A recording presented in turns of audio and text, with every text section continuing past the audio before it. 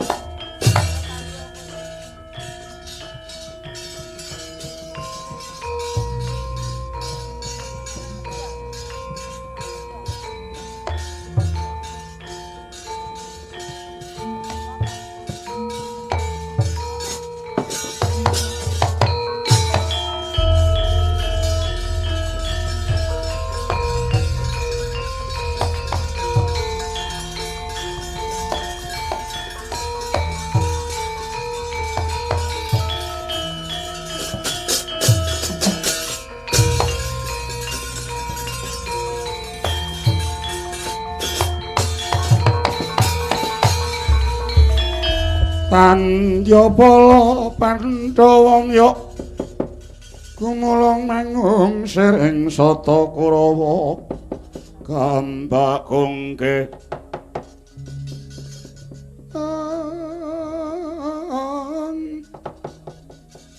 kongke esruke titik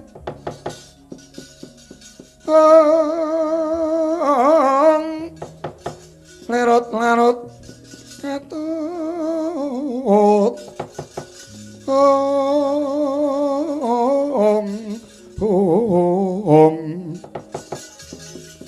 para ratu yang sagung pratipati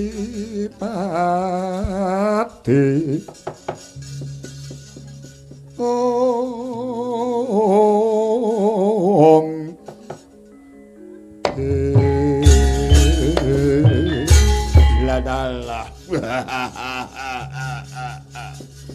Pripun maniki entuk gawe mboten? Ih cemadung dawuh paman.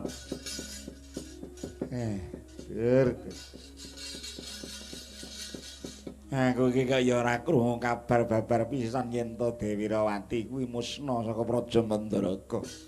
Dawuhe Sinuwun Mandaraka ngono kuwi. Wah, pripun iki? Dewas Kakang Suyudana pun nyebar ulem pirang-pirang bari dhaup kali putri Mandaraka. Ledek-ledek janggrungan kabeh pun kula ken. Tayub cara tulung agungan. Wireng wayang wong tandak. Ludruk lan sak pepadhanipun sedaya kangge rupian-rupian seneng-seneng sir kula 40 dina 40 wengi. Ngluraken dhawuhipun Kakang Kurupati nanging jebul kok nyolong pethek ngenten niku mrucut saka kundangan. Ya. Malah iki dadi giri Sayambara. Sinuwun Prabu Mandaraka paring dawuh sapa wae ingkang bisa goleki sirnane. Raden Ayu Wirawati yekti bakal didhawuhake. Wah, dalah. Dados menawi Kakang Suyudana iki saged ngupaya, iya bakal didhawuhake. Nggih. Yen ngoten ndang golek wong pinter mawon, Man. Nggih, prayogi pados tiyang sepuh kemawon, Paman. Ngestina ki ora ana ahli nujum kejaba mung Kakang Penemban Sukalima.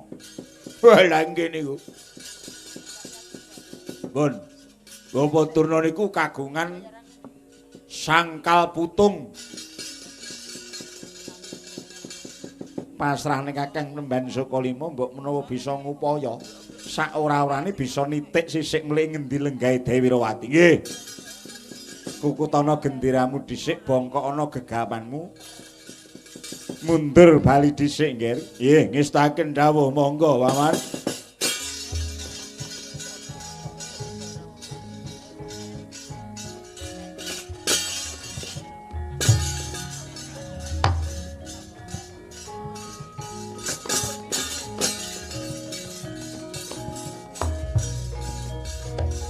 Memang sok nari mengkalbu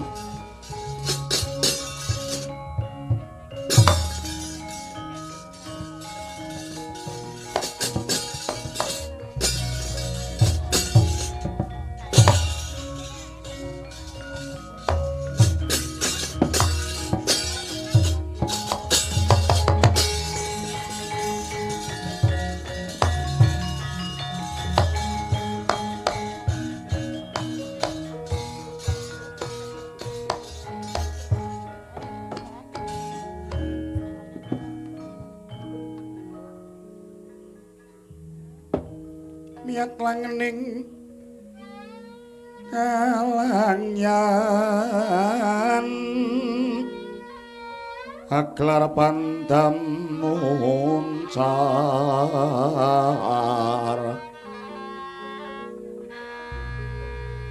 om tinon lir kekonang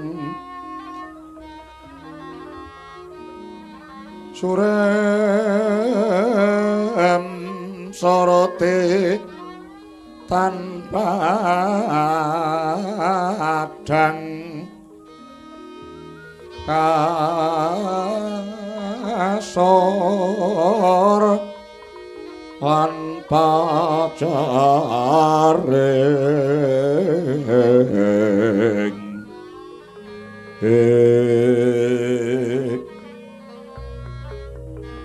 purnaming gegono dasare mong sakadika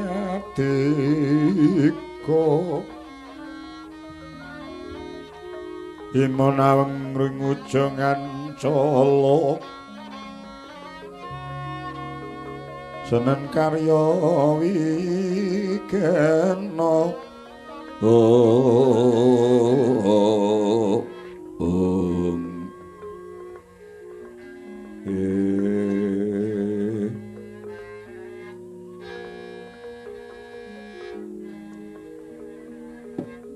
miwah isining ana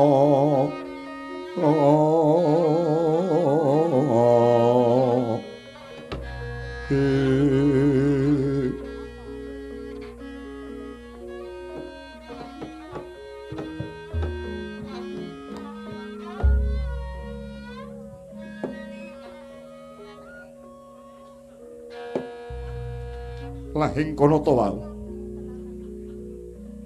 mundur parasen sanggya para sata Kurawa awit pituduh ngerki ana Patih Harya Sengguni rame gumuruh suwaran samarga-marga watak wantuning para sata Kurawa ingkang datan muruh watak ing tata krami samarga-marga mung pating glidro gawe guyon sak nggon-nggon rame swaraning bala rebut dujung lampahe nganti mrubul kaya baloba wali kenya bal-balaning pundung wali kenya laron kaya laron mijil saking pundung brubul datana pedote lampahing baris kaya sela blekiti selaraning watu blekiti semut semut ketiban watu krap piyak watanga gathik yaya gudhaka katuban warik busana ing samya putih kumpul kang padha seta kaya manuk guntul nebo ing rawa ingkang langking padha kresna kaya dandang aning pasetran kuning padha beta kaya podhang binuril lampahing baris sigra makuwon krana kasabut ing dalu nena kawusa mangke gandeng kang minurusi teng kawi ingkang mapan ing praja dasaring samudra mila kaya angucakake aluning Jalaniti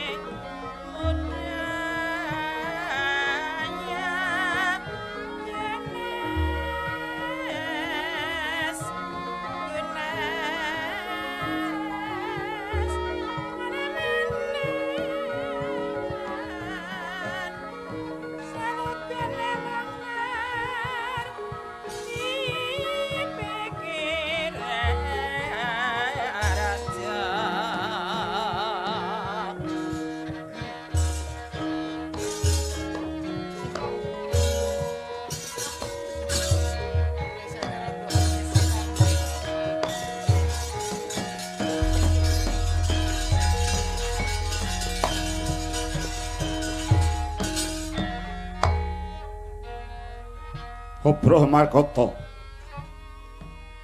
Sunaring Hyang Arga ingkang mijil saking Cakrawala rantak-rantak soroti kang nyeblak langit biru.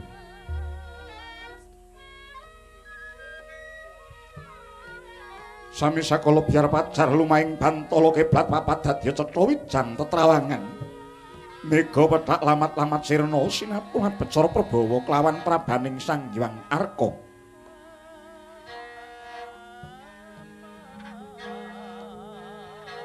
Sunaring srengenge tumanduk toyaning samudra.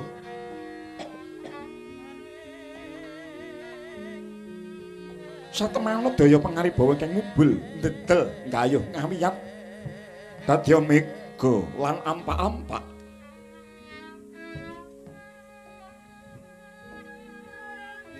Hanenggih mongko sambuing kandha ana pitataning titah ingkang mapan aning dasaring samudra nenggih.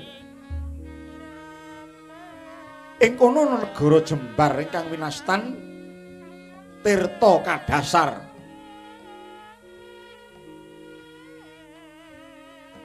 Aja dupeh dumununganing dasaring seganten suprandening kono datan pae kaya ning daratan. Labet kaprabawan Sang Yaksendra ingkang sekti mandraguna ingkang ayasa gedaton. Sinten to jejuling Sang Yaksaraja nenggih ingkang jejuluk Sang Prabu Kuranda Geni. Lumrahing ingkang padha mestani Kulandara Geni.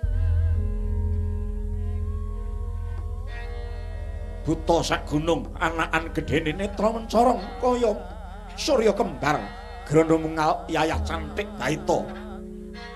Pojorangah Isesyung yayah pedang ligan. Gumenjleng sudukane tinatah mendat jinara menter sinuduk putung tinumbak bengkung. Yen segu kaya gluduk yen petak kaya gelap ngampar. Nalika samono deng lengkasine waka sinten to ingkang mungguhe ngayuntuh menika ingkang putra kinasih nenggih Raden Kartawiyoga. Kartawiyoga parape ngawingkengaken Rekyana Patih Ludra Parimuka. Pepaandher sangganing para prajurit bacingah tegese campuring wadireksasa miwah menungsa. Dadya mangkono panglucitaning Indra Lamunta kababaring lisan.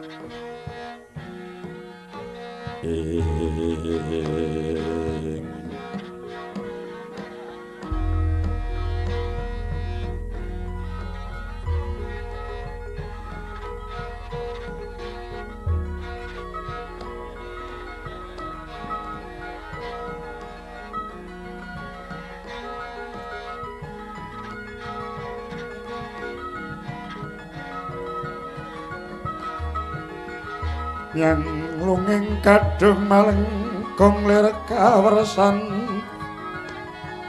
om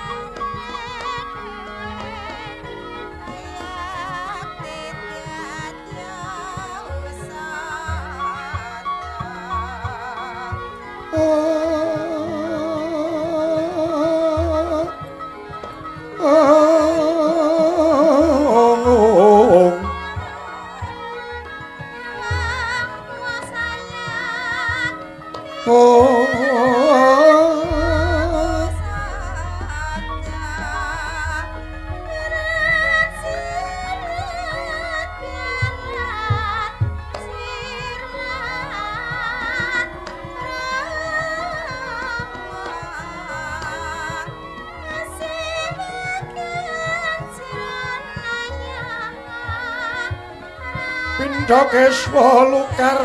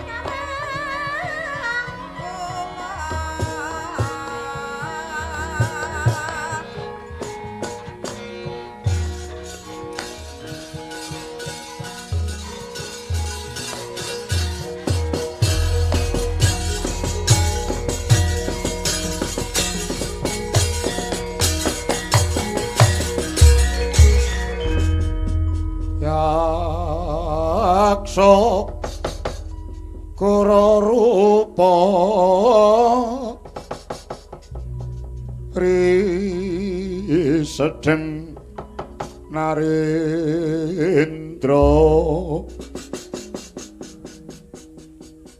yaksa lalaku kan mawalengkan gambira maranga sesya metu Prabowo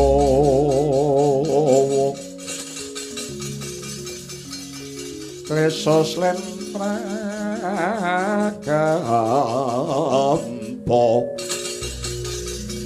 kara mawalian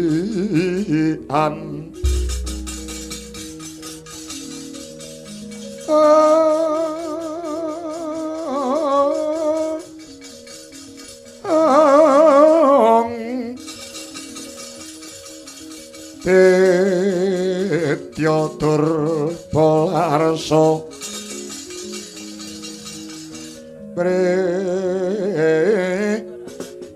curnaning lawan Wiratrilodra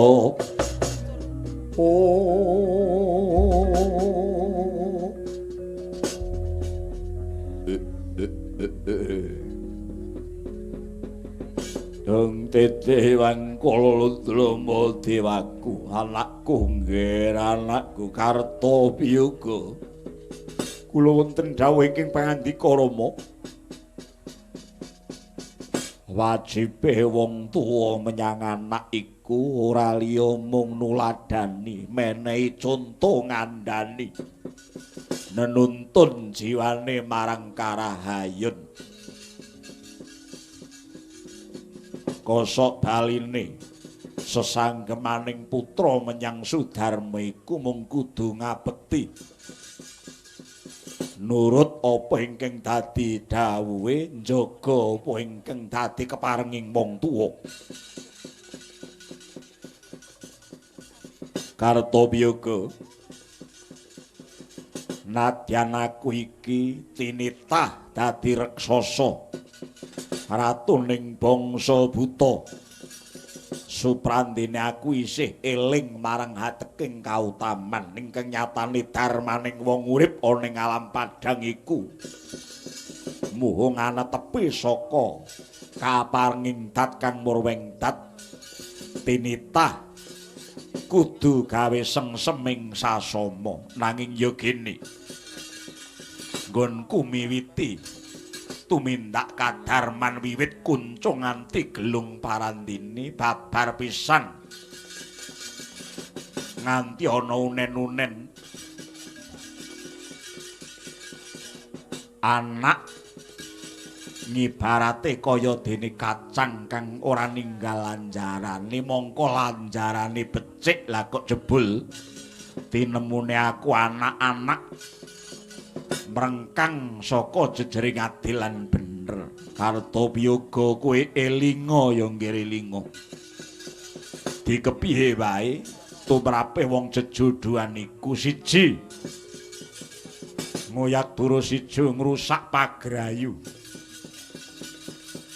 luwih-luwih tumindak colong jupuk ingkang dudu wajibe kuwi bakal ngunduh karma pala.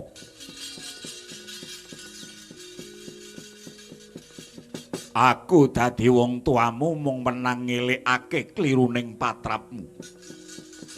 Lan aku ora maido jejering rasa tresna ingkang mrentul saka atimu nggonmu gandrung kapirangu klawan atmajaning Prabu Salyapati Mandaraka.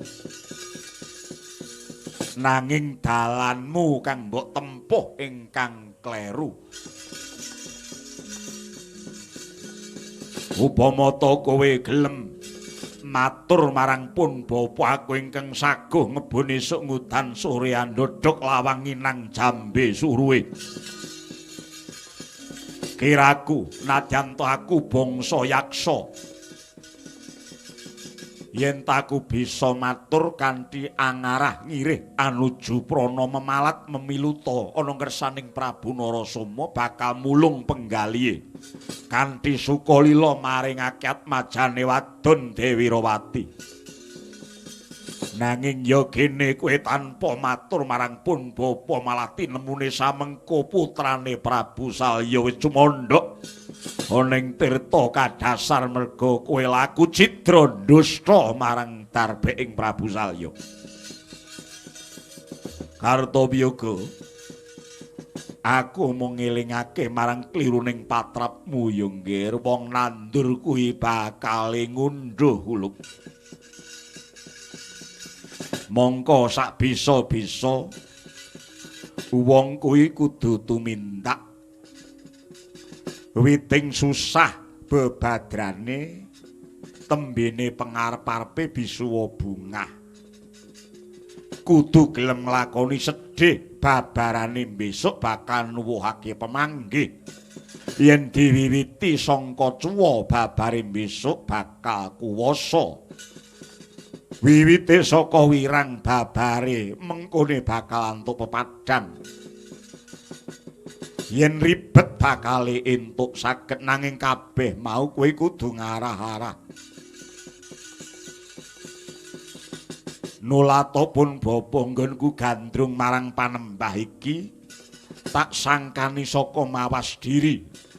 Lan pun bapa Srawung kelawan para muni lan para sewa sugata uga aku ndedonga meminta marang pangwasaning dat kang murweng dat supaya besok aku ngambah ning pamancat metu dalan ingkang sakmestine nanging jebul durung paja-paja kasembatan pangidamku samengko wis kesandung saka pakartining anak lanang ingkang culika. Ora ana tembung maneh kejaba mung balekno Dewi Rawati. Wangkang grasa sumbar lindu bumi gunjing Sumaluduk guntur ketok ngokang coloniti. Rama Prabu, kula nuwun sewu. Mestenipun anak mulah menika bapa pradah. Ngono kuwi walak-walak polaing anak bisa diturut. Yen to polaing anak mau tumuju marang kautaman nanging kowe wis sasar susur tumindakmu. Wontenipun kula lajeng ndesta Dewi Rawati ciptaning manah kula. Kula sampun anggadhahi panyokra bawa bilih. Bangsa yaksa menika mboten badhe tinampi. Mboten badhe Prabu Salya ngulungaken atmajanipun dhateng bangsa yaksa. Kowe ora ngerti. Prabu Salya kuwi sapa? Nalika isih nom jenenge Raden Narasoma. Garwa Dewi Pujawati ingkang saiki dadi Dewi Setyawati kuwi atmajaning Pendhita Yaksa ing Ngarga Belah. Begawan Bagaspati kuwi buta. Ya kene Prabu Salya teka ora nampik marang turasing yaksa. Menapa dipun kinten kula mboten mangertos lelampanipun Prabu Narasoma. Saking dongengipun Togok Teja Mantri wontenipun Raden Narasoma ngantos gadah garwa Dewi Setyawati menika ugi lampah ingkang kirang prayogi. Malah kalangkung tumindak nistanipun Prabu Narasoma. Piyambakipun seneng nangkane nanging emoh dhateng pulutipun. Nyatanipun boyong Dewi Pujawati inggih Dewi Setyawati kanthi srana mejahi mara sepuhipun Begawan Bagaspati. Mila saking menika kandel kumandeling raos kula mboten badhe tinampi ngreh pasuwitan kula. Nyeti Dewi Rawati Mandaraka, Prabu Salya mboten badhe marengaken atmajanipun kula garwa. Nggih kanthi raos sing mekaten kala wau lajeng kula colong. Sakmangke kula papanaken wonten ing keputren Tirta Kadasar. Terus karepmu piye? Namung Rama, ngantos dinten mangke Dewi Rawati mboten kepareng ladi satataning garwa. Malah piyambakipun ngawontenaken bebana. Purun kula garwa menawi dipun wayah kalian sederekipun kalih pisan inggih menika Dewi Surtikanti lan Dewi Banawati. Mila ciptaning manah kula nyuwun pamit ngarsa Paduka Rama Prabu. Dinten mangke kula badhe bidhal dhateng Mandaraka malih. Surtikanti Banawati badhe kula dosta. Agya trisang kabirang rinangkul kinempet kempet. Latala. Anakku ngger anakku. Dadi gunemku sak keranjang gambir iki mung metu kuping tengen. Mlebune saka kuping kiwa tegese kowe nganginke gunemku. Dikepiye wae pun bapa ora bakal mengestoni. Najan Paduka mboten mengestoni dinten mangke kepeksa kula bidhal Rama Prabu.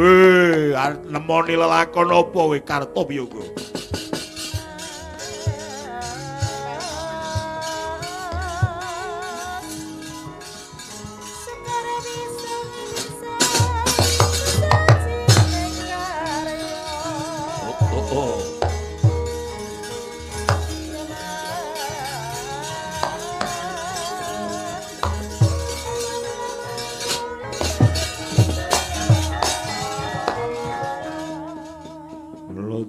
Parimuka kula lan wonten pangendika ing dawuh. Pancen wegah nampa wewarah nampik pitutur becik. Awat-awatana lakune Kartowiyoga lan ngestahaken dawuh pareng bidhal benjang menapa. Gawa buta patang pemancat jangkep sak panekare. Oh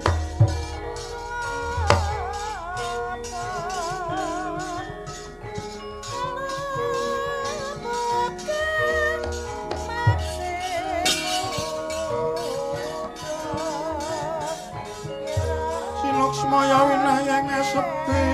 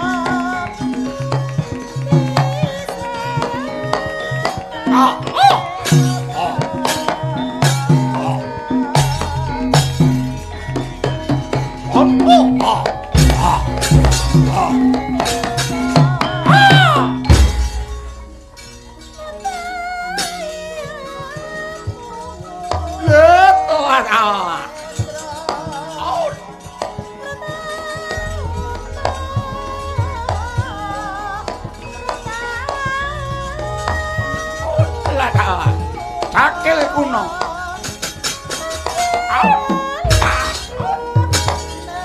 Ngono wae wis apik.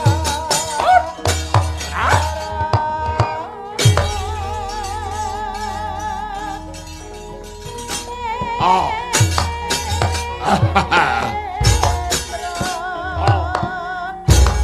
Boy. Boy.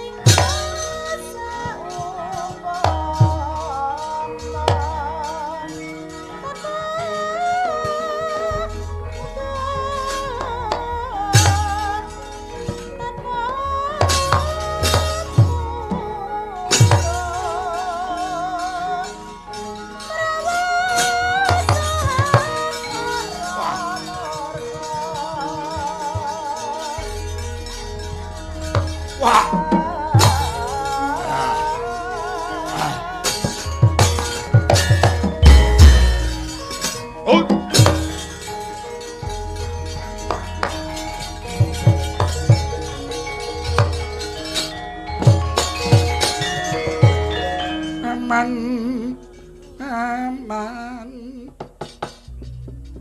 apa wartaning dalan kewon mati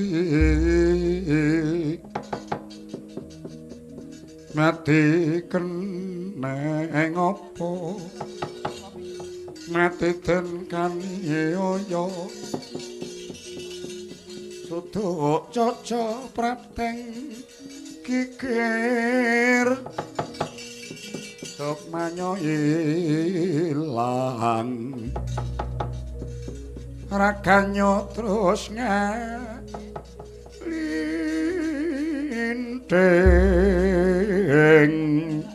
Oh piye wah barisane njabak anglir mendung wangune iki tetungguling laku raine biru. Sapa kowe iki? Patih Tuhayata, kowe baris saka ngendi? Tirta Kadasar. Takon marang aku. Patih njaba. Keseting Sinuhun Prabu Kurantageni. Jenengku Giman Suramuki. Sapa Giman Suramuki? Arep lumaku menyang endi gawa gegaman semono kae liwat lalatan projing Mandoraka. Ora perlu kowe tak takoni, Barat. Singkirna paresamu mumpung turun tak piyak nganggo tombak obabamu. Yata larata sangkeng yudha sang guru yen tan hangutusa sang Sri sugih kendel bondowani mlebu wewengkoning liyan tanpa guang layang.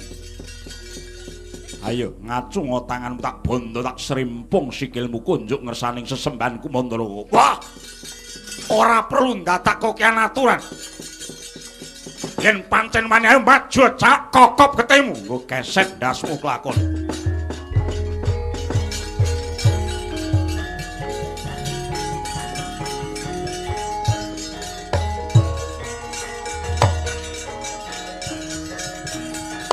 oh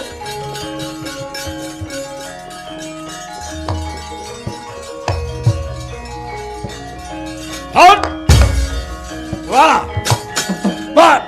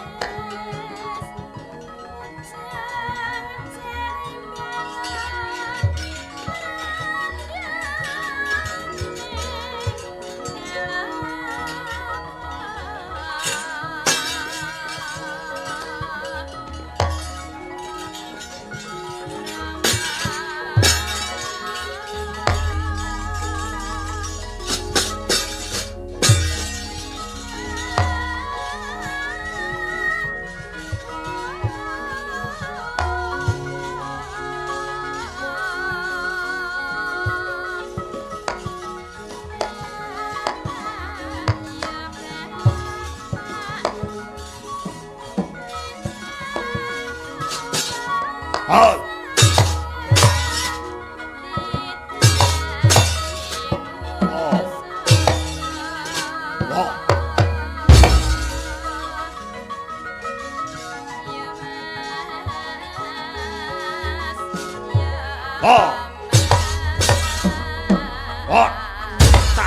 Jamu kowe.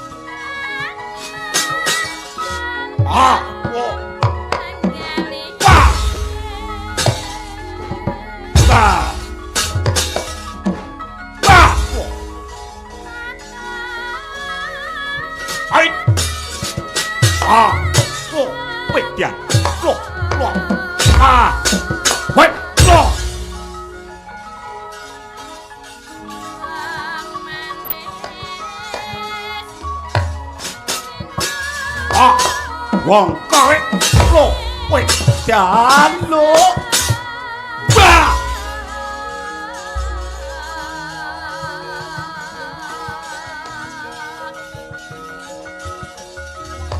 Hot!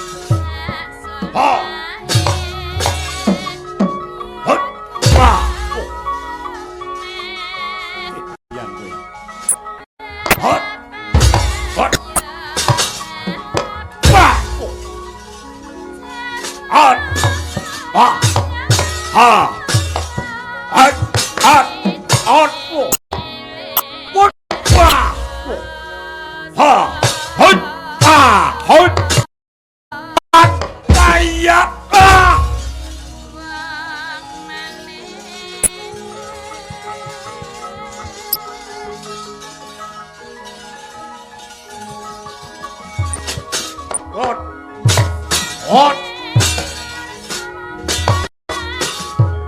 Os.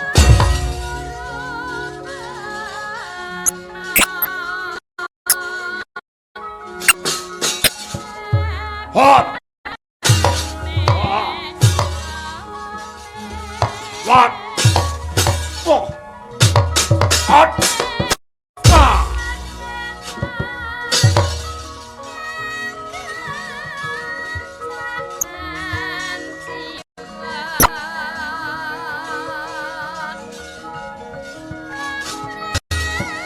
Hot. Ah.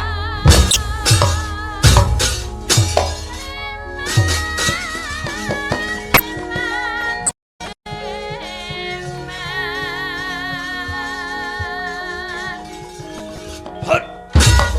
Ah. Hot. Ah. Ash. Ah. Ah. Ah. Ah.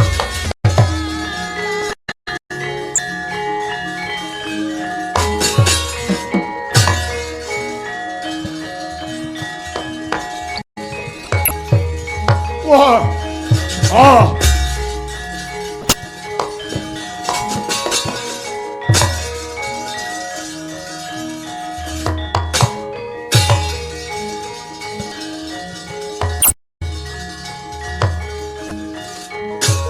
Wah, ya. Iki menungsan. Ayo minggato ilang nyawa. Hot. Wah. Wah. Hot. Wah. Wah. Hot. Hot.